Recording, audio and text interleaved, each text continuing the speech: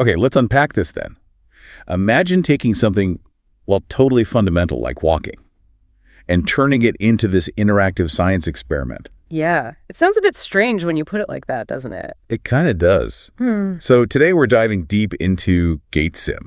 It's this really fascinating human biomechanics and movement simulator. Right. We've got some pretty technical sources on it. We do. And our mission, really, is to cut through the jargon.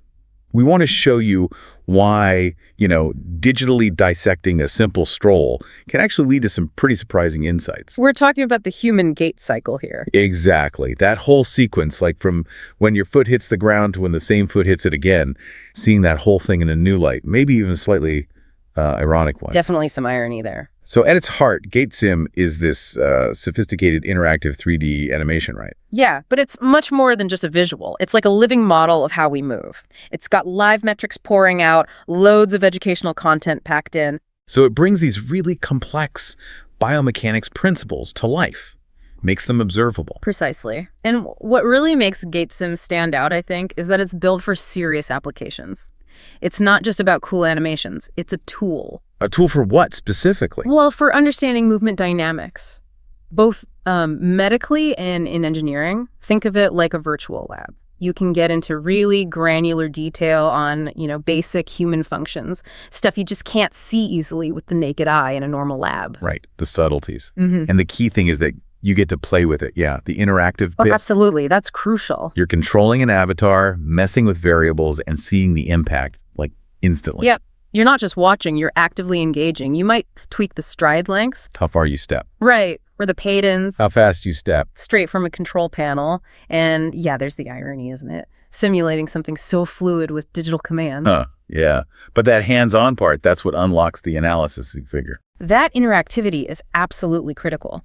It lets you visualize cause and effect in real time, like immediately. You see how the avatar deals with obstacles or how its gait changes when you fiddle with a setting? So it makes abstract ideas really tangible. Exactly. You might spot how, say, a tiny shift in hip rotation, something you'd never notice otherwise, could actually put a lot of stress on the knee over time. Wow. An insight you'd only get from this kind of virtual analysis. Precisely. That instant feedback really accelerates the learning for researchers, for clinicians.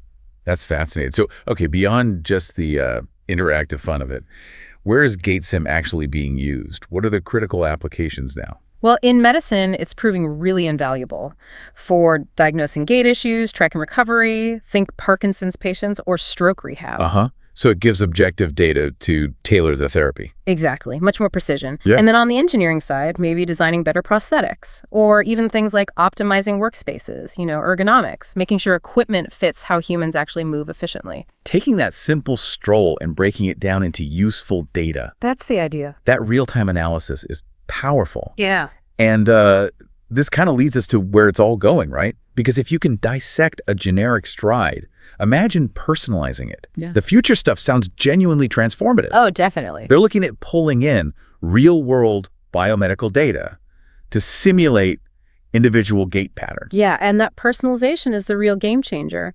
Simulating someone's specific way of walking opens up so much. Advanced analytics for very specific gait problems, highly customized rehab plans. So it's not just an avatar, it could be your stride being analyzed. Potentially, yes. Yeah. Which, is incredibly promising for therapy, but also maybe a little unnerving. Unnerving how? Well, for those of us who kind of like our natural, perfectly imperfect ways of moving, Yeah. it raises questions, about optimizing everything versus just letting things be. Yeah, good point. Like how much optimization is too much? Yeah. When do we start losing what makes our movement, human? It's something to think about. And it doesn't stop there, does it? Yeah. We're talking about adding more environmental stuff like uneven ground, stairs. Make it even more comprehensive, yeah. And get this. Support for wearable sensors. Wearable sensors, like my fitness tracker. Exactly. Feeding data directly into the simulator for real-time feedback and visualization. So in the future, my watch could tell Gatesim how I'm walking, and it shows me digitally how I could be better. That's the direction. It's like having your own personal digital walking coach. A potentially quite judgmental one about my natural shuffle. Could be. Okay, so we've walked through Gatesim's digital corridors. Right. From the almost playful controls and that ironic interaction Yeah. to the really serious applications and where it's heading. Yeah, and what's compelling, I think, is seeing something we think of as totally mundane, like walking, broken down into such precise, measurable data. It just reveals the incredible complexity under every single step. It really does. And it forces you to connect it to the bigger picture, maybe. It raises that question. In a world where our most basic movements can be simulated, optimized, maybe even corrected, what does that actually mean for our natural, perfectly imperfect human stride? Something to definitely ponder on your next walk. It was Notebook LM, a Gemini clone making the code. There's a human in the loop. If you have any questions, go for it. Otherwise, everything we do is available on BioniChaos.com. Go check it out, provide your feedback. Don't forget to like, subscribe, unsubscribe. You know what to do. Everything we do is available freely on BioniChaos.com.